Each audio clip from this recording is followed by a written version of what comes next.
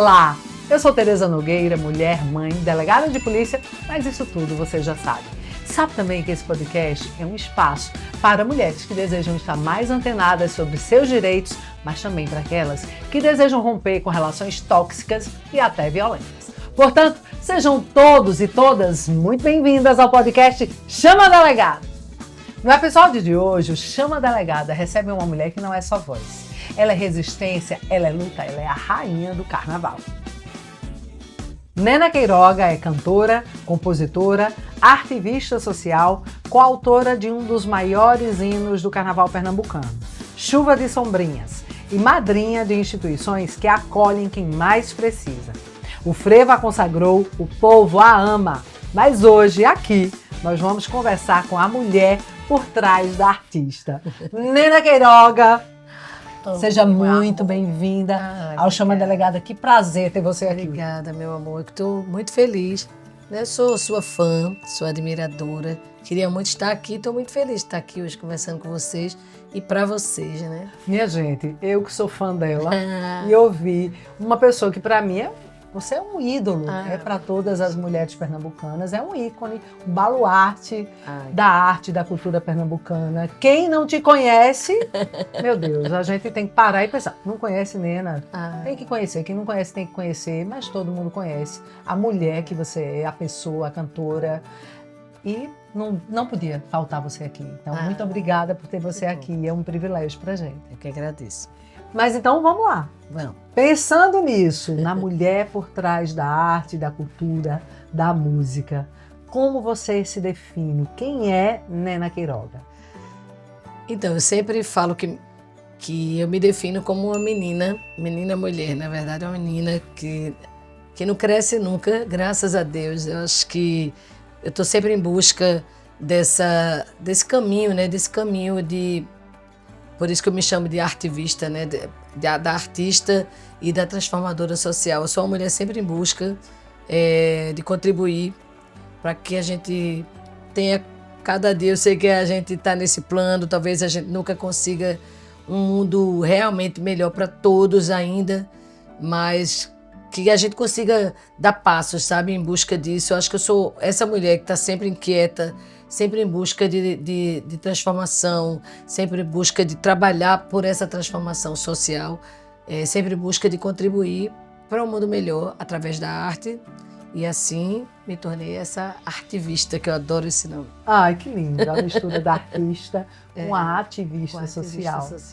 Houve uma situação específica, Nena, na tua história, na tua trajetória, como mulher, como cantora, como profissional, que marcou isso? Ou seja, antes disso, a Nena cantava, a Nena era a artista. Depois desse fato, a Nena percebeu que tinha que fazer algo mais. Houve um marco? Houve, sim. Eu sempre gostei muito... Eu, quando era criança, eu desenhava, eu criava coisas na cabeça de como eu ia ajudar as pessoas, fazer um grande centro de apoio, onde os amigos iam se juntar e ajudar. Eu nunca me imaginei cantando, nunca desenhei uma roupa para cantar, eu nunca me imaginei no palco. Eu sou filha de uma cantora que sofreu muito como mulher, né? Era uma cantora muito famosa na época de ouro do rádio, Mavis Gama, uma das maiores cantoras que Pernambuco já teve. E essa mulher, ela sofreu muito, todo tipo de preconceito, todo tipo de desafios e dificuldades para conseguir se manter na profissão. Então ela, quando eu e a minha irmã, que as duas são cantoras hoje, Evinha Queiroga, as duas, quando começaram a crescer, todo mundo dizia, vai ser cantora também. Ela fazia, Deus me livre, não quero isso para minhas filhas. Porque eu não entendia aquilo, eu muito pequena, eu não entendia porque ela dizia aquilo. Só que aquilo naturalmente foi colocando em mim, não, minha mãe está dizendo que Deus me livre, eu não quero isso para mim. Mas eu sempre quis mudar o mundo, eu sempre acreditava que o mundo podia ser melhor do que era, queria ajudar as pessoas que necessitavam, queria ajudar os amigos, sempre foi assim, um sonho meu. E cresci fazendo isso sempre sem divulgar nomes, sem falar, sempre fiz uma coisa mais no meu cantinho, do meu jeitinho. Comecei a cantar por conta da minha mãe mesmo, assim, fui acompanhando ela não querendo, mas essa coisa da multifunção da mulher, né? Que minha mãe ficou viúva aos 37 anos com 7 filhos. Nossa. Então ela tinha que carregar, né? E eu, menina, Aí eram meu irmão, Lula, Mevinha, aí vieram Flávio e Luciano, 2 homens, eu, Tostão e Neno, 2 homens, né? A minha irmã era mais velha um pouquinho, e eu era a criança, né? E ela tinha que carregar, porque era menina. Aí já tem aquela coisa de 90% das mulheres já passaram por abuso, por essas coisas todas. E a minha mãe, acho que ela me levava, eu só fui entender também isso bem depois, me levava, acho que meio para proteger, né? Não deixava no meio dos meninos. E eu ia com ela para os estúdios de gravação, a extinta Rosenblitz. E ali eu aprendia o que elas estavam cantando ali e comecei a trabalhar, a ganhar a cachê, né? Cláudio Germano, nosso mestre do frevo, foi ele era produtor musical da fábrica de disco Rosenblitz na época, e ele disse, essa menina já sabe cantar, bota ela no coro também. E eu fui cantar, mas o que me encantou não foi eu cantar, não, porque aquilo é tão natural da minha casa, como, né, beber água, andar, a gente cantava, era uma coisa natural, não era uma coisa fora da casa, fazia parte das coisas do lar, normal. Mas aí quando ele me colocou ali e me pagou um cachê por isso, aí a criança não sabe o que é arte, porque a criança tem um interesse, né, pela coisa. E minha mãe, naquela época, eu acho que por conta dela não poder dar tudo que queria, os 7 filhos, ela começou a me dar uma parte, eu acho, desse cachê, que pra mim, passei anos da vida achando que eu ganhava o cachê inteiro, porque eu comprava muita coisa. Eu comprava brinquedo, eu comprava tanta coisa, eu não me lembro, devia ter... Você ainda era adolescente? Não, criança, tinha 10 né? anos, 12 anos, Jura, exatamente, 12 anos. E aí, eu comecei a ganhar dinheiro, e eu comecei a ser a primeira criança cantora de verdade, porque antigamente, muita gente não sabe, mas não existiam crianças cantoras, eram os adultos que faziam voz de criança. Então minha mãe era uma desses adultos que fazia aquela voz caricata, imitando criança, nos comerciais de televisão, ou em algum disco, coro, alguma coisa de disco. Então, trilha de algum programa, qualquer coisa que tivesse criança, era um adulto fazendo. Quando viram que eu fazia, que eu era afinada, que eu fazia, aí começou uma avalanche. Eu era convocada para todos os estúdios de gravação, tudo que você imaginasse, era eu. E aí você estourou Aí eu comecei como cantora mirim. Cantora mirim. E comecei a ganhar dinheiro. Só que até então eu não sabia o que era ser cantora. Eu ganhava dinheiro e fazia aquilo que eu gostava. Sabia fazer, fazia com legal, tranquilidade, facilidade, nada me... E ganhava dinheiro, porque para criança... Que bárbaro. E minha mãe deixava eu comprar, porque não era aquela coisa, minha mãe pegou o dinheiro. Não, era como se... a sensação que eu tinha é que ela me dava o dinheiro todo. Depois de adulto, eu acho que ela não... Né? Até precisar investir uma parte. Aí eu adorava aquilo e por isso que eu digo, quando as pessoas me perguntam quanto tempo de carreira, eu disse, depende. Eu comecei a ganhar dinheiro com 12 anos de idade, ganhar dinheiro. Então, se isso é encarado de profissão, né, eu realmente tenho de profissão esse tempo. Mas passei depois a cantar em orquestra de frevo, com outra idade, com 16 anos. Aí depois cantei em bar, com 19. E depois que eu me lancei como cantora popular, já é outra data. Como cantora de carnaval, já é outra data. Então é difícil para mim dizer a você quantos anos de carreira. Então você foi desabrochando e se reconhecendo como cantora mas ainda não. facetas. Ainda não. A cantora era sempre profissão. Não era carreira para mim ainda, entende? Eu era sempre uma forma de ganhar dinheiro. E aí eu ganhava dinheiro, fui me acostumando com isso, vou crescendo, o dinheiro vai, né? Vai sendo totalmente meu, vai fazendo parte da minha vida, vou virando uma mulher, tenho filho e, né, tudo isso, aí já tenho que sustentar uma família. Mas até então eu não entendia porque eu cantava, as pessoas gostavam muito de mim, cobravam. Porque essa menina faz sucesso, né? Tem aquela... E eles perguntaram se eu quero fazer sucesso. Ninguém me perguntou se eu quero. Eu vi as pessoas falando, os relatos, né? As declarações de alguém que fazia assim, poxa, eu ralei muito para ser cantora. Eu ficava assim, com vergonha. Eu disse, não, eu nunca ralei. Eu nunca sonhei com isso. Eu só sonhava em transformar o mundo. Isso eu sonhava. Esse era um sonho. E aí começou a me incomodar. Peraí, mas eu canto, ganho dinheiro, mas onde é que eu transformo o mundo nisso? Eu ainda não conseguia juntar as duas coisas. Aí há muitos poucos anos, porque para mim são poucos anos ainda, há 15 anos, então é muito pouco tempo. Eu vim fazendo isso, mas sempre com essa inquietação. Onde é que eu estou transformando o mundo ainda? Era muito. Aí sou convocada por Júnior Chumbago, um grande guitarrista nosso, meu amigo e irmão, para fazer show beneficente. Eu sempre fiz, mas nunca... Sempre achei que fazia para ajudar, mas nunca ninguém me questionou assim, vamos lá conhecer esse lugar que você vai cantar? Ou então, eu quero te mostrar por que você está cantando. A história desse espaço. Não é para ajudar, eu já vou ajudar. Eles tinham erguido chama o esqueleto, né, do prédio, o arquiteto vai saber falar melhor, mas é como se fosse o esqueleto do prédio. Como é o nome da instituição? Lar Manuel Quintão, hoje em Olinda, né? Uma das minhas instituições, porque é minha de amor, mas é nossa, que eu ajudei a construir e hoje faço parte também. Mas aí ele me chamou para fazer, ele já tinha feito um show um ano antes e eles tinham subido a base do prédio. E eu dizia para ele, não precisa ir lá não, eu quero que você vá. E eu fui com ele, com o atual presidente e o vice-presidente. Quando eu entro nesse prédio, eu olhei assim, comecei a chorar. E ninguém entendeu. Eu entrei em uma crise de choro. E até de lembrar, me dá vontade de chorar, porque eu caí assim no chão. E fiquei chorando, e ninguém entendia. E eu disse, deixa ela aí quietinha. Chorei. E eu desenhava aquele lugar. Quando eu falo no começo que eu desenhava aquele prédio do jeitinho que estava ali. Do jeitinho que ele era já. Tu desenhava naquela época? Na minha época, só que o nome não era, quando eu fui chamada era para construir uma creche. No meu caso era centro de apoio, que é aquela história que eu te falo, que eu chamava amigos, que o meu sonho era chamar vários amigos que poderiam ajudar, a gente escolheria uma causa e a gente se juntava. Então era centro de apoio, eu tinha o nome, aí eu fazia tudo. Agora, minha mãe que dizia assim, eu sempre gostei do papel e da caneta, eu fazia desenhos, eu escrevia, então minha mãe via muito isso. Pena que ela não estava viva para ver isso sendo concretizado, porque ela ia dizer, minha gente, eu vi. Era a minha única testemunha, porque ela via. E eu fiquei muito emocionada nesse dia, chorei muito, eu disse, gente, você não tem noção não. Eu desenhei esse prédio e daqui eu nunca mais vou sair, eu vou limpar chão, não quero só cantar eu aqui vou fazer parte, eu quero construir esse prédio com vocês. E a alma está conectada a esse lugar. Com total. Aí foram 5 anos construindo. Aí vamos lá. Aí mesmo assim eu ainda não tinha entendido. Na minha cabeça eu só estava mais uma vez fazendo bem, que eu já fazia. Aí vamos fazer o show. Para fazer o show tem que chamar a imprensa para divulgar. Quando chamou a imprensa para divulgar, eu que tinha que chamar a imprensa e convoquei outros artistas, a imprensa tinha que falar comigo. Então, era na minha frente. Então, olha para cá, a gente quer construir uma creche, tal, a gente vai fazer o show, tal. Creche Manuel Quintão. Aí começaram a surgir as doações.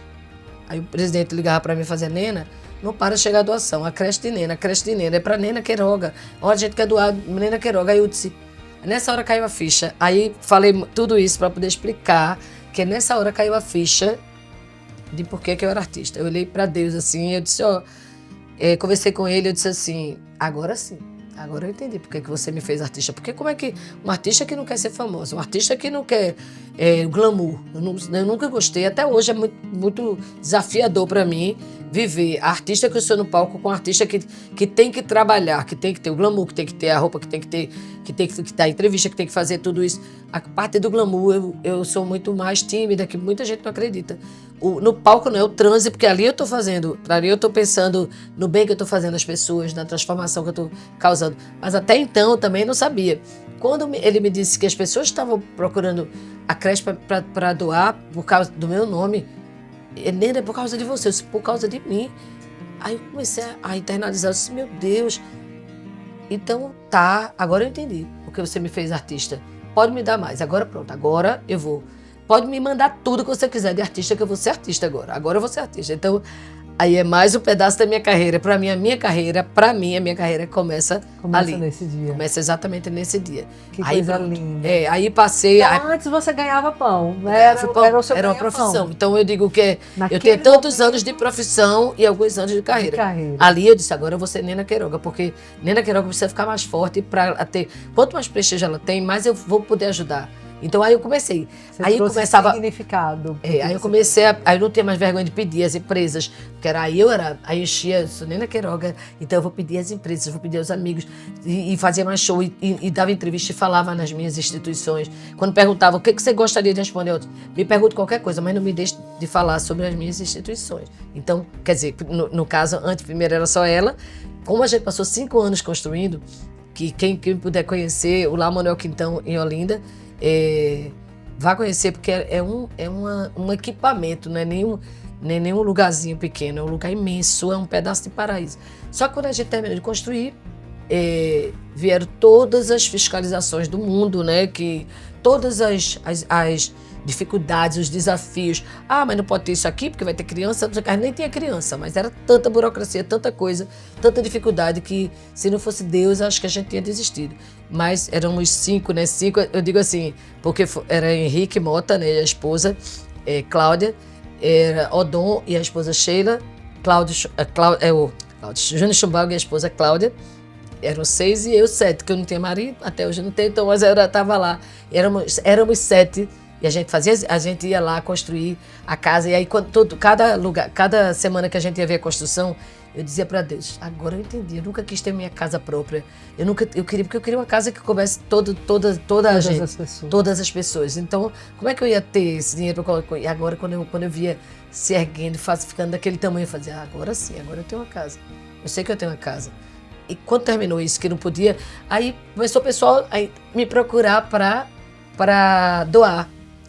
E uma dessas doações veio Fernando Mariano, que você conheceu. Sim. Fernando Mariano, que morava em Orlando, um carioca, apaixonado pelo forró, pela cultura de Pernambucano de alma agora. Pernambucano de alma agora. Mas aí ele me ligou, através de Gilberto Braga, da Astral Veículos, nosso parceirão também. Já aproveito para deixar aqui o meu agradecimento de sempre ao apoio da Astral Veículos. Giba, beijo no coração, e Ivan também. Esse espaço é nosso, é de todas nós. É isso, Gilberto sempre ia nos meus shows, e aí Gilberto, sabendo dessa minha ligação, ele procurou Gilberto, ele era amigo de Gilberto, e Gilberto passou meu contato para ele. Perguntou se podia passar, eu disse, lógico, Gilberto. Aí ele disse, eu quero fazer uma doação de 450 brinquedos. Aí eu disse, olha, não tenho criança aqui, mas eu comecei a ajudar uma outra instituição em Sertânia, que a gente está ajudando a construir. Se você quiser, a gente pode repassar essa doação para lá. Ele, lógico, onde você mandar, eu mando entregar. E aí, eu estava indo para o Natal, né, de Sertânia. Como é o nome da instituição? Lar Fraterno Vovó Cavendish. São meu braço direito e esquerdo, né? Que aí lá é só crianças? Em todos os 2 lugares são só crianças. Crianças e as famílias dessas crianças. Porque a gente acredita que não é só cuidar das crianças. A gente tem que... Não dá para separar. Então, a gente faz todo tipo de trabalho. A gente apoia as famílias, né? Assiste as famílias e as crianças também. Aí, lá já tinha criança, né? Já tinha minto, lá não tinha criança ainda, mas tinha as famílias, mas já tinha, no Natal já tinha crianças para receber os presentes. Eu estava indo para esse Natal, ele enviou os presentes, 450 brinquedos na caixa, que vieram de São Paulo, passou por alfândega. Foi tanta coisa, porque ele mandou coisa de fora, era carrinho que andava controle remoto, era boneca que falava. Então, aquelas crianças que só ganhavam brinquedo de segunda mão, pela primeira vez eu ganhei brinquedos na caixa, né? E eu estava lá. Eu vi essa emoção e eu fotografei. Eu sempre gostei de provar. Eu sempre, nas minhas coisas de pedir doações, eu sempre fotografava e mostrava às pessoas, né? Porque eu achava que muita gente deixava de doar porque não sabia para onde é que estava indo. O destino. E aí eu fotografei e mandei para ele. Eu não esqueço nunca, ele disse, poxa, eu tô na Tailândia, um lugar bem longe, Taiwan, alguma coisa assim. Mas estava com tempo. Fernando Mariano dizendo assim, Nena, muito obrigada por essa foto. Essa foto me emocionou muito, que eu tirei foto de uma criança na casa de Taipa, brincando no barro, assim, com a bonequinha bem simplesinha que ela já tinha, junto dela aquela que falava, que ele doou, né? Eu queria que ele visse que chegou ali. Contraste, né? Que a gente visitava as crianças, levava até a casa também, né? Aquela casa bem pobrezinha. E o significado para aquela criança. Para aquela criança. E aí a foto ficou bem bonita realmente, e ele disse, eu quero conhecer esse lugar. Aí eu disse, venha. E aí ele veio, foi lá, conheceu. Ele não só conheceu, eu levei ele para conhecer o Neo Quintão também. E ele conheceu lá. Só que quando ele conheceu, a gente tinha parado de construir, porque não tinha dinheiro, não tinha verba. E ele disse, eu vou dar uma pequena gratificação. Começou com 50 mil. E a gente olhou assim, isso há 10 anos atrás. 50 mil, a gente olhou assim, aí começou a chorar, se abraçou e começou a construir. E no que a gente construiu, eu disse, só quero uma coisa, quero pasta, quero tudo catalogado, de tudo que a gente gastou, que eu quero mostrar para ele, né, pra gente. E André Pinheiro, que é o prestar conta da doação. André fez uma pasta, ele chegou, a gente levou ele lá, ele viu as coisas construídas em tão pouco tempo e viu tudo ali. Ele acho que ele nem abriu, mas ele só em saber que tinha aquela pasta com tudo. tô me demorando, mas só para explicar assim, o valor disso tudo. E aí pronto, ele passou a ser padrinho, hoje é o nosso padrinho. Então, tem das duas casas? Não, do Lar Fraterno, né? Do Lar Fraterno, assim, que precisava muito mais, porque aqui já estava construído. Ele viu que ali já estava construído e que só precisava manter. Aqui precisava ser construído. Agora as duas estão construídas e as duas precisam ser mantidas, ainda são mantidas por doação. Mas tudo isso para explicar por que eu sou ativista e por que onde é que isso tudo começou, onde é que eu me reconheci artista. Porque a Nena Queiroga, artista, pode ajudar muito mais. Pode e vai continuar podendo. Cada vez mais, cada prestígio a mais que ela ganha, ela consegue contribuir, né? Eu não gosto muito da palavra ajudar, mas contribuir com essas instituições e com todas as outras que vieram. Então é isso, eu sou uma pessoa extremamente interesseira. Se a pessoa se apresenta, mas fala, eu sou médico. Médico de quê? Já pode ir na minha instituição, olha, posso ficar com seu número, porque sou arquiteto. Olha, você poderia ajudar. Eu virei a pessoa mais interesseira do mundo. E é isso, mas tudo isso que eu falei muito aqui, sou geminiana e falo muito mesmo, mas eu falei muito para poder explicar o porquê, né? O porquê dessa coisa que eu gosto de ser chamada de artivista e onde foi que isso começou. Então eu digo que começou exatamente ali, quando eu fui chamada por Lar Manuel Quintão. E a partir daí eu sou para isso, por isso e com isso. É isso que me move. Se você me perguntar, mas você tem vontade de morar fora? Não tenho. Minha coisa é aqui. Sabe? Esse é o teu lugar. É o meu lugar em todos os aspectos. Meu lugar físico, é o meu lugar espiritual, é a minha missão. Eu sou cantora para isso, eu sou artista para isso. Você encontrou o seu significado dentro da música, o seu propósito de vida, unindo dois eixos tão importantes, a arte com a tua luta por uma causa social que é tão relevante. Que história linda, engraçado que eu te conheço, Nena, conheço a história das duas instituições, mas nunca tinha te ouvido falar do jeito que você falou hoje. Então, que privilégio para mim te entrevistar e descobrir tudo isso. Eu que agradeço, porque nem sempre a gente pode falar, né? Nem sempre as pessoas perguntam sobre isso e nem sempre a gente tem o tempo, né, para falar. Isso é muito importante, porque as pessoas vão dar mais credibilidade. Quem dá crédito a mim vai também poder dar credibilidade a essas duas casas, né? A todas as outras que eu estou envolvida, porque eu só me envolvo quando eu conheço, mas essas principalmente, que eu digo que são meus dois braços, né? Meus dois filhos, que é o Lar Manuel Quintão em Olinda e o Lar Fraterno Vovó Cavendish em Sertânia. E, gente, eu quero dizer uma coisa para vocês. Fernando Mariano, eu também conheço. Fernando Mariano vem todos os anos para visitar essa casa. 3 vezes por ano. Ele é apaixonado por essa casa, hoje virou realmente um sustentáculo, um grande apoiador.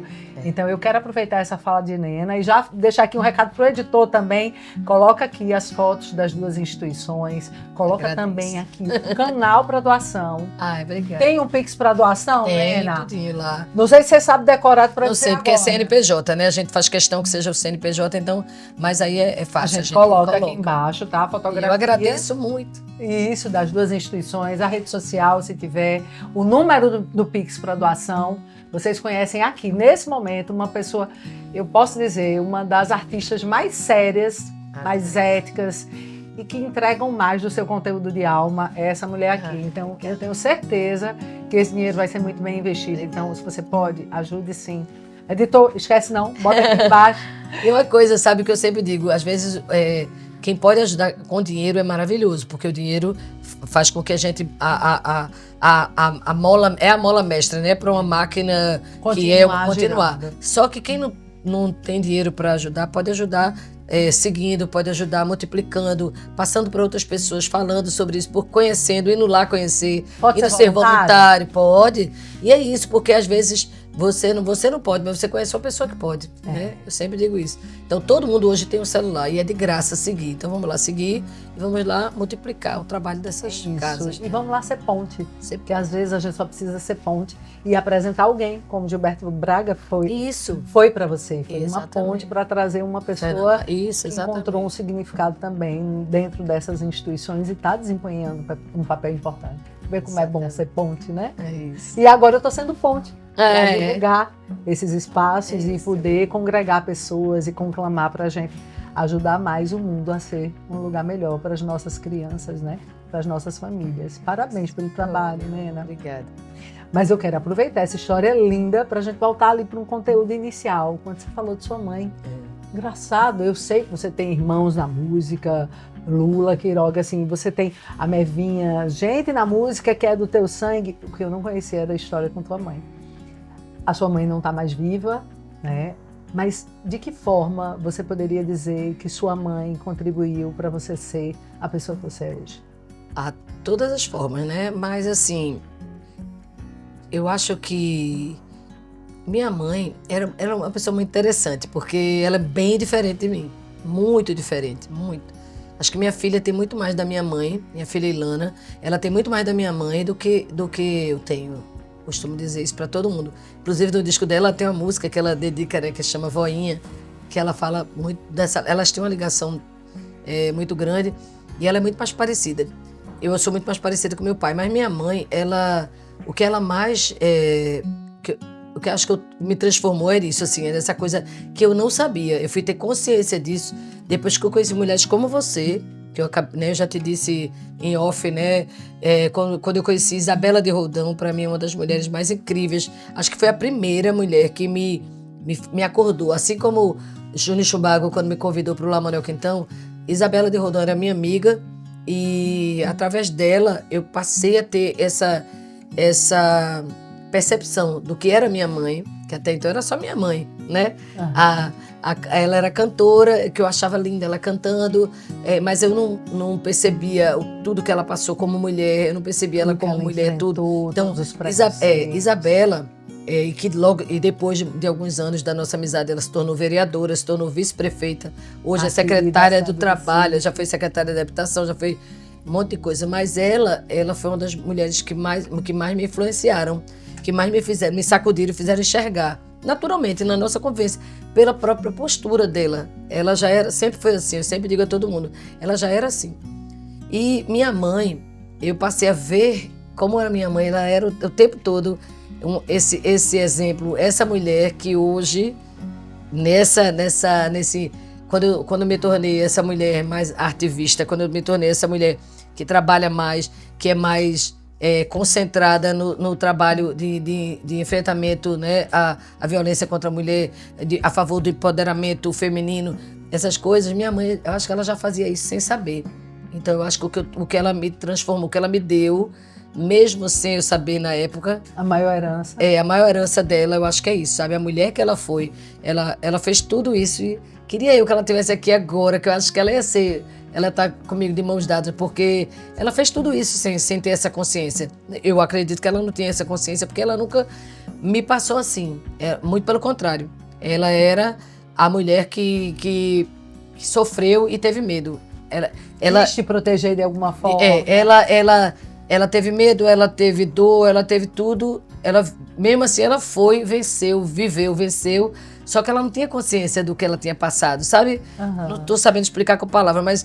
Então, eu acho que quando eu penso na minha mãe, eu vejo assim, ela já era esse exemplo. Que quando eu conheci Isabela, ela me despertou e aí eu passei a conhecer, né, Dalva Cabral, você, Bianca, Estela, Dani Melo, e tantas outras mulheres que, assim, que eu digo que eu conheci mais de perto, né? Porque se for falar aqui, a gente vai passar... Porque aí tem as mulheres que eu nunca conheci, né? Como que eu conheci, inclusive, só para falar um pouquinho dessa coisa da mulher minha mãe. Elis Regina, que eu conheci de perto, quando eu tinha 12 anos, quando eu vivia com a minha mãe, de minha mãe a tiracolo. Porque a minha mãe, ela desbravou, né? Ela foi uma desbravadora muito próxima, né? Que às vezes a gente fala das nossas ídolas lá atrás, mas as nossas mães, às vezes elas desbravaram, né? E minha mãe, como artista, como cantora, ela desbravou. Ela foi uma cantora da época de ouro do rádio, onde a cantora da época de ouro do rádio era cantora de cabaré, que eles falavam disso muito pejorativamente falando. E eu me lembro que eu e os meus irmãos crianças, eles quando queriam fazer o bullying, né? Que hoje é chamado bullying, a gente não sabia na época, mas eles queriam ofender, eles falavam da mãe da gente, que a mãe da gente era cantora de cabaré, ou era prostituta, que hoje a gente encara como uma profissão, mas naquela época sempre era pejorativamente falando, e minha mãe era casada de um homem só, aquela primeiro marido e tal, mas aí ela desbravou aquilo tudo, ela foi cantora, ela foi famosa, muito famosa, cantora da época de ouro do rádio. Meu pai, Luiz Queiroga, também muito famoso, eles se casaram, e assim... Minha mãe foi sempre muito respeitada, mas ela teve que desbravar A invisibilidade, onde os homens apareciam mais, embora ela cantasse. Inclusive, ainda hoje, pouco se fala na minha mãe, nos livros sobre frevo, sobre carnaval. Mas ela foi uma das pessoas mais potentes nessa coisa. Então, eu me lembro da minha mãe. E aí, depois que meu pai morreu, meu pai, quando morreu, ela tinha 37 anos de idade, ficou viúva com 7 filhos. Um mais novo de 7 e outro um mais velho com 17. Então, ela, para criar a gente, ela continuou trabalhando muito estúdio durante o dia e de noite em casa noturna, em bar. E naquela época não tinha carro, não tinha como vivia de ônibus. Aí eu levava cantada de bêbado, porque ela sempre foi uma mulher muito bonita. Então, ainda levava cantada, né? Os homens achavam que podiam tocar, que podia. Ela era muito... Nesse ponto, ela já era uma pessoa... Ela se posicionava. Aí chamavam ela de todo mundo, menos de empoderada, que hoje ela receberia esse título de mulher empoderada. Mas, não, ela era chata, ela era pudica, ela era a mulher, como é da moral, das frescuras todas. Mas ela era uma mulher que era sozinha e ela ela queria dar exemplo, né, para os 7 filhos. Ela ainda tinha isso. Então a minha mãe, ela foi passou por todo tipo de humilhação, né, de dividir ônibus e às vezes um bêbado, muito bêbado, vomitar em cima dela, chegar em casa e com aquela roupa humilhada, chorando, ou alguém brigar, esculhambar, ela vinha em pé, às vezes no ônibus andar, tinha que ir de ônibus toda maquiada, chamar de traveco, não sei o que aquelas maquiagens eram muito mais pesadas e tal.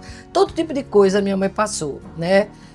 Que você imaginar, de deixar de comer o jantar da noite ali no restaurante, de preferir levar uma marmita para casa para dividir com os filhos, que a gente na época não sabia, 7 filhos, da pouca comida que ela conseguia fazer, assim, mas sempre aquela mãe super presente, super firme com a gente. Mas o que eu digo assim, resumindo, esse empoderamento que ela já tinha, ela já era uma ativista, eu acho que isso eu herdei dela. Eu também não tinha consciência, ela tinha menos ainda, mas eu acho que ela, sem saber, sem querer, e eu sem saber também, e sem querer, eu herdei isso. Eu acho que...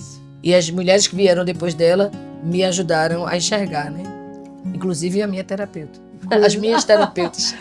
Coisa linda essa tua história com tua mãe, que marco, né?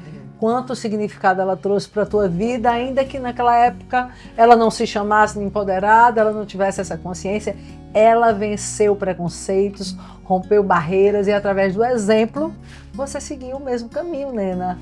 Abriu portas, né? Não tenho dúvida. Isso. O frevo ainda acho que ainda é um estilo muito... É predominantemente masculino, a gente tem muito mais nomes no frevo de homens do que de mulheres. E aí fica a pergunta, quando foi que você percebeu que no frevo, ainda um estilo tão masculino, na verdade você, como mulher, estava abrindo portas para outras mulheres? Interessante também porque eu não tinha essa consciência, né? Eu passei a ocupar esse lugar e aí eu devo a importância disso tudo, até dessa coisa do rainha do carnaval, ou a voz do carnaval. Tudo começou com uma voz feminina do carnaval, com o seu Enéas Freire, que foi o criador do Galo da Madrugada, porque quando eu comecei a cantar sozinha no trio, eu primeiro vim cantando com o André Rio, né? Era vocalista dele, depois eu passei a cantar sozinha e não tinha muitas mulheres, tinham mulheres que cantavam antes, mas elas faziam parte de bandas, né? Elas faziam parte de uma banda, ou eram cantoras de outros estilos que estavam ali, né? Como Fabiana Pimentinha, que era do forró, mas que já estava no Galo quando eu entrei. Então, quando as pessoas falam assim, você era a primeira mulher do Galo, não. Mas eu acho que talvez por eu ter sido, eu não ser de canto nenhum, eles me colocaram ali e seu Enéas começou a falar a voz feminina do Galo.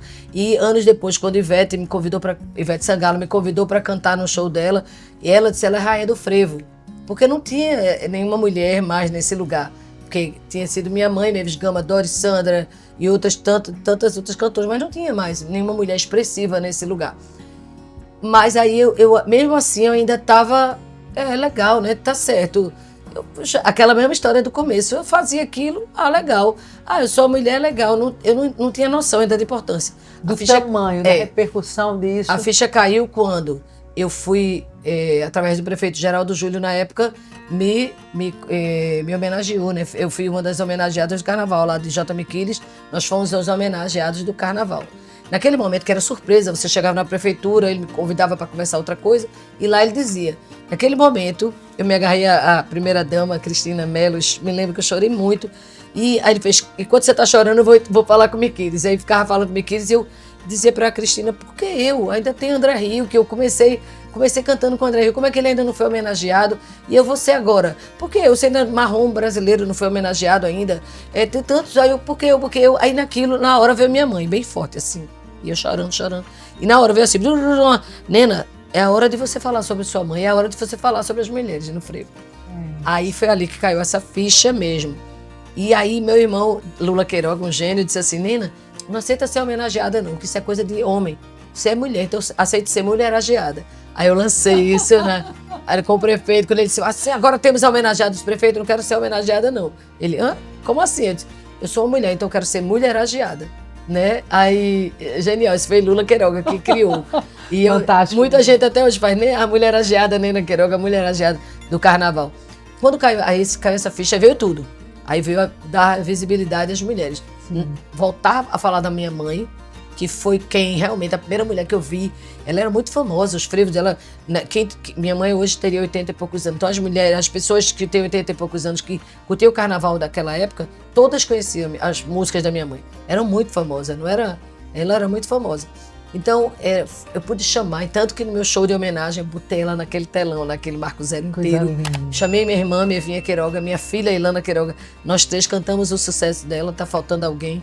E a gente cantou lá. E essas senhoras e senhores que hoje não brincam mais carnaval na rua, mas estavam em casa assistindo na televisão, mandaram muitas mensagens. Muito obrigada, muito obrigada. Porque o carnaval da gente foi com essa música, foi com sua mãe. Então, ali caiu essa ficha. De tudo que eu podia fazer. Da responsabilidade. E ali eu botei no palco do Marco Zero, que não tinha subido no palco ainda, o coral Edgar Moraes, que é feito só por mulheres, que eu acho que é muito pouco valorizado e pouco reconhecido na nossa cidade, no nosso estado.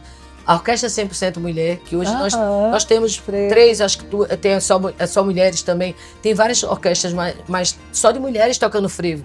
E nunca tinha subido no maior palco da nossa cidade. Eu levei as nossas mulheres para lá, sabe? Além de levar os meus projetos também, que foram tudo com o estandarte dos meus projetos, que eu era madrinha. Então, tudo quando eu fui homenageada, eu disse, agora sim. Então, nesse dia caiu essa ficha, entendi.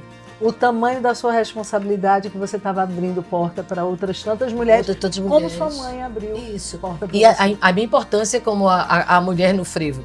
Né? Que aí eu já vou te responder outras perguntas que você me faria para a gente ganhar tempo, que vem aí da invisibilidade das mulheres, porque Vassourinhas, que é o frevo mais conhecido, né? Foi um frevo composto por uma mulher chamada Joana Batista e por um homem chamado Matias da Rocha, mas durante muitos anos tá lá só escrito Matias da Rocha, porque ela foi invisibilizada. Há poucos anos foi lançado o projeto Joana Batista, a Marcha, que é em busca dar visibilidade a ela e, consequentemente, as mulheres do frevo, né? E aí, pronto, eu disse, não, agora eu vou começar. Eu sou compositora de frevo, como você começou falando. Isso também. Então, quando você foi falar de Chuva de Sombrinhas, né, eu vivi essa dor, essa injustiça. De ser invisibilizada? De ser invisibilizada, por quê? Essa música, sim, é de André Rio, meu parceirão, assim, o cara, porra... Eita, desculpa. Meu amigo, meu irmão, meu parceiro, que né, sempre me deu a mão, e uma das coisas que ele me fez, ele me tornou compositora. Não dessa música, já era parceiro, e ele me convidou. Músicas. Por isso que eu digo sempre que essa música é majoritariamente dele, porque ele já estava construindo a música quando ele me convidou, junto com o Beto Leal também. Aí a gente ajudou a construir, a terminar essa música. Logicamente é majoritariamente dele, e ele que lançou esse ano, 2025, ela faz 25 anos, mas é nossa parceria. Eu tô ali, eu existo como compositora, é uma mulher. Então, as pessoas, durante muito tempo, não por culpa dele, nem por culpa de A ou B, mas por culpa do costume, por causa dessa coisa a música de André Rio. Primeiro, porque as pessoas sempre dizem que quem canta é o dono da música, e segundo, porque, André Rio, né? Não vou dar essa importância toda de ter uma mulher compositora. Não por maldade, por questão cultural mesmo, né? Estrutural da gente. Então, eu hoje, por ter por ter enxergado isso, eu sei da importância, O valor que tem. do valor que tem. Você Então, se hoje posicionar como eu falo que eu compositora. sou uma compositora das poucas de frevo que tem, como Fátima de Castro, né, que é uma das poucas compositoras, e agora, graças a Deus, também uma nova geração de pessoas. Pandora, tem outras mulheres compondo frevo, sabe? Flaira Ferro, né? E para não cair na coisa, falar não falar nas outras, mas hoje a gente já tem outras mulheres compondo frevo. Mas, e a gente precisa falar, né, mas é isso. Então eu acho que caiu essa minha ficha geral. E aí, eu assim como caiu a ficha lá do porquê que eu sou artista e virei ativista, e porquê que eu essa coisa de entender onde é que entra essa mulher que pode falar mais sobre o empoderamento feminino da mulher no frevo, né? Então é isso. Aí hoje eu também faço isso, tento fazer isso defendendo os passistas e as passistas, as mulheres principalmente, né? E aí fala sobre tudo. Aí vem a injustiça quando os salários, sabe, Tereza, não são equiparados, sabe? Eu acho que dentro do meu universo, vamos falar assim, desse universo dos meus contemporâneos, todos são, né? A maioria são 90%, 99% homens, todos ganham mais que eu. E eu digo eu e agora as mulheres também que cantam frevo, que cantam no carnaval. Vamos até esquecer, não vamos só falar do frevo, mas no carnaval. Aham. Mas aí eu tô falando, né? Aí, se falar no frevo, vou falar de mim e falar do Coral de Edgar Moraes, que são 8 mulheres. Então, nós ganhamos cachês menores, porém a gente precisa gastar com Sim. maquiagem, cabelo, unha, calcinha, sutiã, o vigorino, a depilação, Eu ia te o perguntar sapato, exatamente sobre essa o anel, tudo. Então a gente tem um gasto muito maior, muito mais, é o dobro, e a gente ainda ganha menos que os homens. De ganhar menos do que os Ainda homens. ganha menos que os homens. E eu acho isso muito injusto. Se é uma justiça, não é uma justiça, porque os homens cometeram isso. Não, existe essa injustiça que já vem de lá de trás. E eu tenho certeza que meus colegas homens também, eles nos apoiariam. Eu acho que teria que ter uma equiparação, pelo menos. Não, aquela história que a gente fala, né, como mulheres do Brasil, a gente não quer ser mais do que os homens. A gente quer ser igual, ter os mesmos direitos, né, mesmo respeito e a mesma dignidade. Então, isso é uma das coisas que eu acho. Se é para falar de justiça, eu acho que é isso. Eu acho que a gente precisaria ter uma equiparação de salário, valorização maior. Porque até para a gente criar qualquer coisa, tudo para a gente, né, é mais complicado, porque a gente precisa gastar mais. E ganhando menos é bem complicado. Pois é, acho que um direito básico, ganhar igual, é básico. É básico. Até independente de você, como mulher, investir muito mais na roupa, na produção. Isso. Caramba, mas o mínimo a gente não tem, que é ganhar igual, né? É. Fica aqui o registro, isso precisa mudar e eu espero que em breve isso comece a mudar, porque na verdade a gente está atrasado nesse caminho. Infelizmente. Não tá? Em pleno 2025, a gente ainda está falando sobre isso, né? Já Como diria a pensou? nossa amada Rita Lee, que eu acho que foi ela que disse, era pra gente estar no tempo dos Jetsons, a gente tá voltando pro tempo dos Flintstones, parece que a gente parou lá. Mas né, que a gente ainda parece estar na idade da pedra, porque a gente achava que 2000 a gente tá vendo carros voadores e a gente ainda tem que trabalhar, e você bem sabe, né, como delegada, e a gente como Mulheres do Brasil, que eu falo também que nós somos Mulheres do Brasil, Sim. do Grupo Mulheres do Brasil, a gente trabalha tanto, né, pra ainda nessa luta incansável, mas que cansa sim. A gente não desiste por causa do cansaço, mas que cansa. A gente tem que, num tempo desse, a gente ainda falar, né, que vergonha que é. A gente tem que lutar, enfrentar, fazer essa Por um coisa do cachê enfrentamento. igual. Não, e enfrentamento da violência contra as mulheres também, Sim. né? A equidade, né? Equidade de gente. Nena, para além dessa questão do cachê, que realmente já devia estar equiparado há muito tempo, o que falta a mais para que nós mulheres tenhamos mais respeito, mais dignidade, mais pé de igualdade na arte, na música, na vida enquanto mulheres? Eu costumo dizer, quando eu sou daquelas pessoas bem positivas, né? Eu gosto muito de valorizar o que a gente conquistou e reclamar menos do que a gente não conquistou. Eu gosto mais de gastar energia nas coisas que estão dando certo, sabe? Se for para dizer assim, ó, você só tem esse tempo, eu prefiro evidenciar as coisas que estão dando certo do que, né, ficar chorando o que não deu. Porém, o que eu acho? Muita coisa do tempo da minha mãe, eu tenho ela como parâmetro, meu Deus do céu, pro tempo da minha filha que tá vindo agora, né, Ilana, muitas coisas melhoraram muito, mas ainda precisa melhorar muito, precisa realmente, eu acho que conscientização, que é esse trabalho que a gente faz, que você está fazendo aqui no seu podcast, né, Chama a Delegada, e a gente faz isso no Grupo Mulheres do Brasil e em todas as coisas que a gente apoia, todas as causas de empoderamento e de enfrentamento à violência contra a mulher que a gente trabalha, trabalho de conscientização. A gente precisa conscientizar as meninas e os meninos, né? Isso nas escolas, eu acho que precisa vir da educação da base. Precisa vir né? da base. Né? Aquela história de que eu acho que Paulo Freire, eu sempre me perco, não sei quem foi que falou, mas esse é uma frase que eu adoro. Eduquem os meninos para não castigar os homens, né? Então eu acho que a gente precisa ir mais para a base, para conscientizar as mulheres, as meninas, né? Desse empoderamento verdadeiro, né? Não é só de fachada, de modinha, não. Do que a gente precisa realmente trabalhar, das conversas que a gente tem que ter com nossos filhos homens, nossos irmãos e nossos amigos, e aí a gente levar isso para a educação, para a escola, sim, porque é isso. Eu só acredito que vai melhorar quando a gente melhora as bases. Precisa trazer os homens que é isso, para esse debate. Eu acho, trazer os homens para esse debate, chamar os gestores, chamar sempre a atenção dos gestores das cidades, dos bairros, das pessoas que são responsáveis pelas comunidades, para a gente ir para as escolas. Para mim, uma coisa que eu esqueci de falar, eu sou uma pessoa apaixonada pela educação, mais do que ainda, eu acho que a arte e a educação tem que andar sempre junto, mas se você me perguntar... É uma casadinha, né? Se você me perguntar, eu acho que a educação ainda vem primeiro. Eu acho que a educação, eu sou uma pessoa que aprendi frevo na escola pública. Eu fui aluna de Nascimento do Paço, então eu acredito muito no poder. Hoje, o respeito que eu tenho pelos passistas, o pertencimento que eu tenho, essa coisa de não querer sair do meu estado, da minha cidade, né, dessa cidade que eu adotei, dessa raiz que é minha mesmo, apesar de ter nascido fora e ser uma cidadã de título reconhecido, mas eu vim muito pequena para cá, então é aqui que foi minha formação.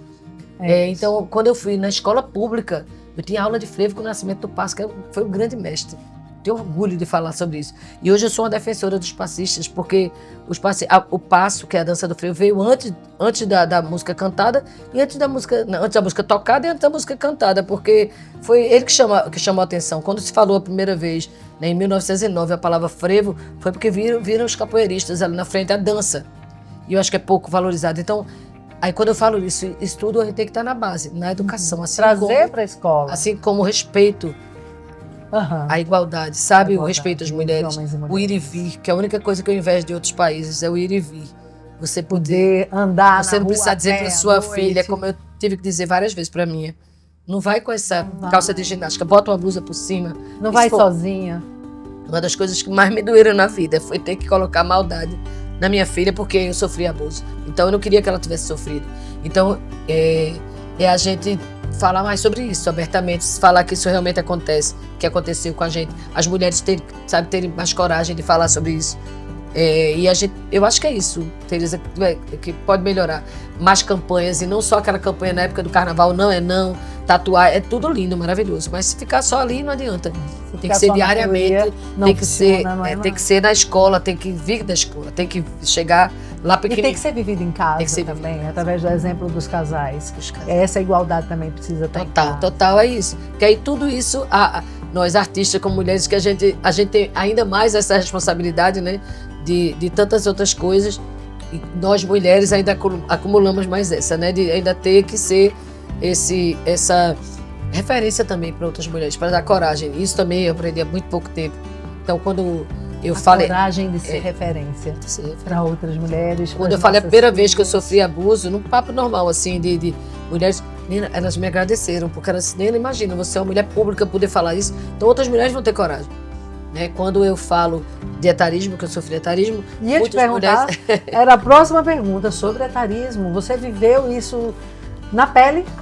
Vivi que hoje eu sou uma avó, prestes a ser bisavó, muito orgulho, muita alegria de ser uma avó jovem e agora uma futura bisavó jovem. E eu nunca tive essa coisa de esconder a idade, nunca tive essa coisa. Mas eu sempre usei roupa curta e nem era por questão de me achar mais bonita, não. Era questão de ver uma besteira, que nem pouca gente sabe, mas que vai saber agora aqui. Primeiro lugar que eu falo, Eu comecei a usar roupa curta porque eu sou baixinha. Então, quando eu acho meu tronco pequeno, eu achava muito... Eu ficava mais baixinha. Eu achava que quando eu usava roupa curta, eu me alongava mais. Coisa minha, não foi nenhum estilista que falou nem nada. E eu comecei a usar isso. E sempre tive peito grande. Aí eu gostei disso. Então, mas eu gostava disso. Não era porque... E tinha todo o direito de ser, sim, a mulher sensual, mas eu nunca me achei sensual. Eu nunca fui por esse lado da sensualidade. Foi por me achar melhor, me achava melhor, mais alta, não sei o que era. E aí um amigo artista chegou pra mim e fez: olha, eu acho que já deu, não? Essa roupa curtinha demais, esse decote demais. Eu sempre tive muito peito, eu botava o decote que era pra diminuir o peito. Nunca foi para sensualizar. E se fosse, tá tudo certo, mas no meu caso não foi. E aí ele disse isso. E nesse dia eu fiquei assim meio... Aí, será que, né? Aquele será que? Aí fui pra casa e chorei e fiquei, meu Deus, mexeu comigo. Mexeu comigo porque... E eu não sabia também, as coisas vêm pra mim mais tardiamente. Eu sou muito inocente nas coisas, depois que eu vou entender que eu tava passando por um episódio de etarismo. Até então, não. Eu só naquela hora, eu tô velha demais, será? Quase que eu entrava nesse túnel e não voltava mais. Mas aí veio uma luz, assim, e eu escrevi um frevo nessa... que chamam de frevo empoderado, falando sobre isso, sobre essa situação que eu vivi. E a gente vai querer ouvir esse teu frevo. Mas naquele momento, aquela frase dita por alguém que você considerava seu amigo, alguém também do meio cultural, aquilo te impactou profundamente? Muito, muito. Muito a ponto de quase querer desistir de ser artista, não era nem de usar roupa curta. E você se questionar se aquilo te fazia passar uma imagem ridícula. Ridícula, exatamente. Vê que coisa.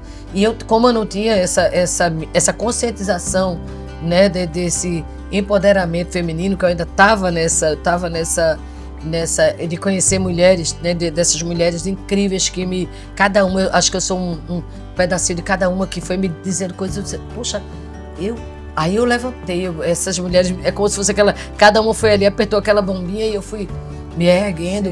Mas na hora você não conseguiu rebater. Não rebati. Na hora eu não rebati, fui para casa chorar e quase que me afundo mesmo, assim, dessa coisa de querer desistir.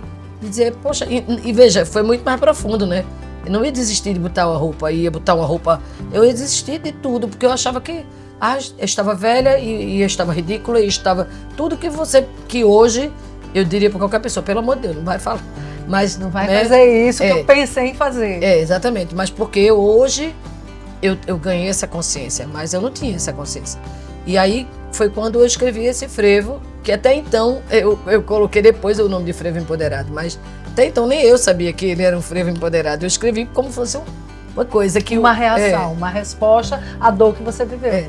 E virou um marco. Aí virou um marco. Virou um símbolo. E quando eu comecei hoje eu não subo no palco sem pelo menos declamá-lo, porque se foi em outra época eu declamo ele, posso até não cantar ele, porque se eu estou num show de forró, não vou cantar um frevo, porém eu declamo e as mulheres, e é lindo, como isso... Então declama pra gente, antes de cantar, porque ela vai cantar, declama pra gente. Se eu uso roupa curta e gosto de rebolar, se abuso do decote é porque eu quero mostrar. O meu corpo é meu e eu mando, ninguém mete a colher. Só preciso de respeito para ser o que eu quiser. Me deixa ser feliz, me deixa ser quem sou. Sou mulher, mereço respeito e amor. Minha gente, Nena, isso foi um grito. Um grito de basta, eu não vou tolerar. Eu vou ser quem eu sou. Com roupa curta, sem roupa curta, do jeito que eu quiser. Coisa linda. Um marco muito significado para todas nós, mulheres. E até então, como eu te falei, eu criei a consciência depois, quando eu estava no trio, que eu não sei movida, porque acho que o meu diretor musical, Leandro Melo, eu me lembro dele dizer assim, Nena, fala.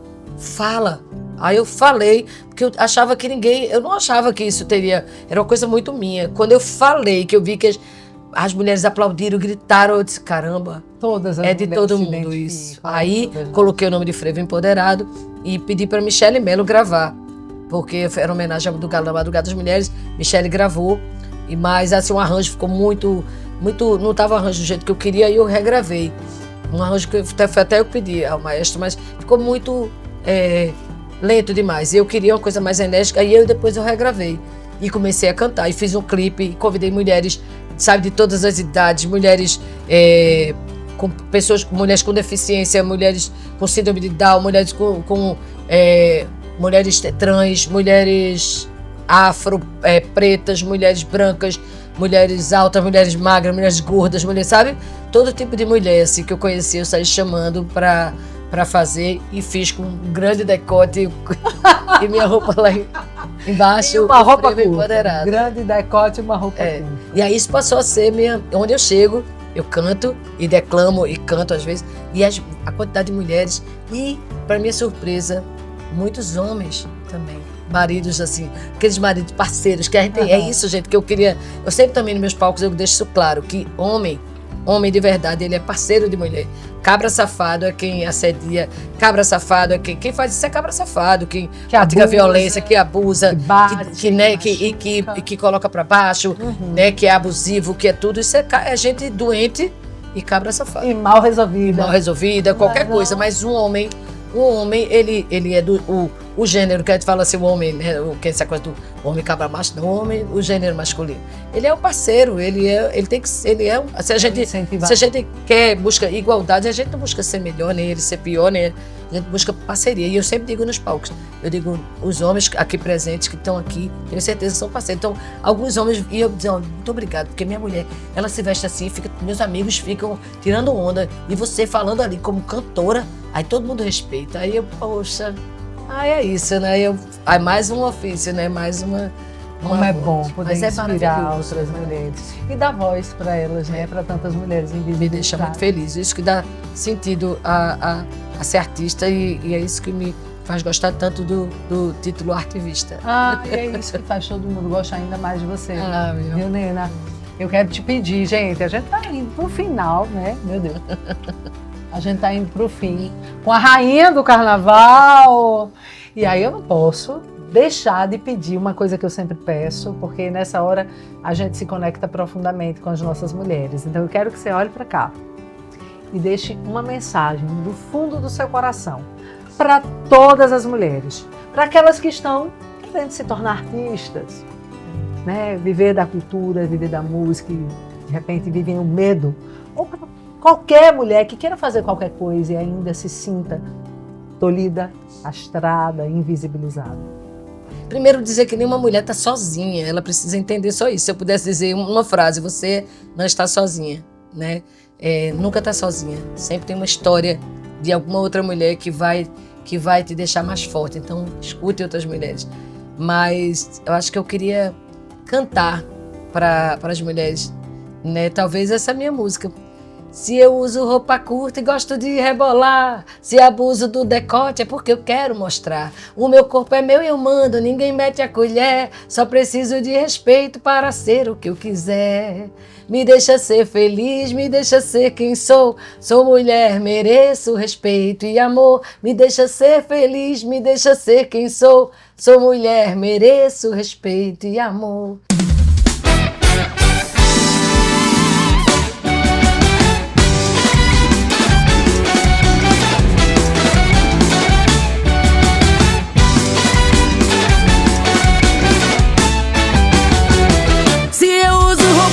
Gosto de rebolar, se abuso do decote é porque eu quero mostrar. O meu corpo é meu e eu mando, ninguém mete a colher. Só preciso de respeito para ser o que eu quiser. Se eu uso roupa curta e gosto de rebolar, se abuso do decote é porque eu quero mostrar. O meu corpo é meu e eu mando, ninguém mete a colher. Só preciso de respeito para ser o que eu quiser. Me deixa ser feliz, me deixa ser quem sou. Sou mulher, mereço respeito e amor. Me deixa ser feliz, me deixa ser quem sou. Sou mulher, mereço respeito e amor. Me deixa ser feliz, me deixa ser quem sou. Sou mulher, mereço respeito e amor. Me deixa ser feliz, me deixa ser quem sou. Sou mulher, mereço respeito e amor. Numa mulher não se bate nem com uma flor. Toda mulher merece respeito, toda mulher merece amor. E todas as mulheres tenham essa consciência, possam enxergar essa consciência, possam enxergar esse poder de poder ser quem ela é e que merece respeito e amor. Coisa linda, minha gente! Minha querida, muito obrigada. Você Obrigada. me deu um presente Falei muito, né? e com certeza deu um presente para todas as nossas Eu ouvintes. esqueci que estava gravando, eu esqueci, estou na sala de casa trocando. Isso, Mas mas que bom, isso que é o bom. Chama Delegada, por isso esse espaço desconstruído. Falei coisas que eu nunca falei em canto nenhum. Eu Falei me aqui senti também. extremamente honrada, um divã praticamente, né? Eu Então, obrigada que por agradeço. abrir seu coração que agradeço. e dar voz a tantas mulheres. Obrigada pela história de vida, por sua mãe, por sua irmã, por você e por você ter deixado esse legado também para sua filha. Conheço também Ilana. Ilana é outra mulher guerreira. Então, que herança linda. Tem que chamar ela para vir para cá também. Vamos trazer Ilana para cá. Então eu vou dizer para ela, chama a delegada. Chama a delegada, Ilana. Gente, é Beijo. sobre isso. É sobre isso. E aí, gostaram do episódio de hoje? A história dessa mulher, que é uma potência, não é à toa que é a rainha do carnaval. É um ícone, porque ela tem história, ela tem raiz. Ela ressignificou tantas coisas na vida dela e entendeu, não sei se no início, no meio, no final, mas ela entendeu a força de uma grande história, o poder dessa criação que ela trouxe dessa mãe, né? O quanto era importante a missão dela para inspirar outras mulheres e o quanto ela abriu espaço para outras mulheres. Então, é sobre isso. Se você gostou, já sabe, né? Deixa um comentário aqui embaixo e aproveita, compartilha esse vídeo com todo mundo, com as amigas, com as mulheres, com a família. E o episódio de hoje teve o apoio da Astral Veículos, da Beauty True Madalena, da Trio Comunicação, Instituto Faneco e também do nosso estúdio, Estúdio Delivery. Então, se você quer ter seu próprio canal, seu próprio podcast, já sabe, liga pra gente que o nosso Estúdio Delivery vai até você. E a você, ouvinte, muito obrigada pela companhia. Você já sabe, né? Na semana que vem nós temos mais um encontro marcado. Então, te espero aqui no Chama Delegada, um cheiro no seu coração e até o nosso próximo episódio.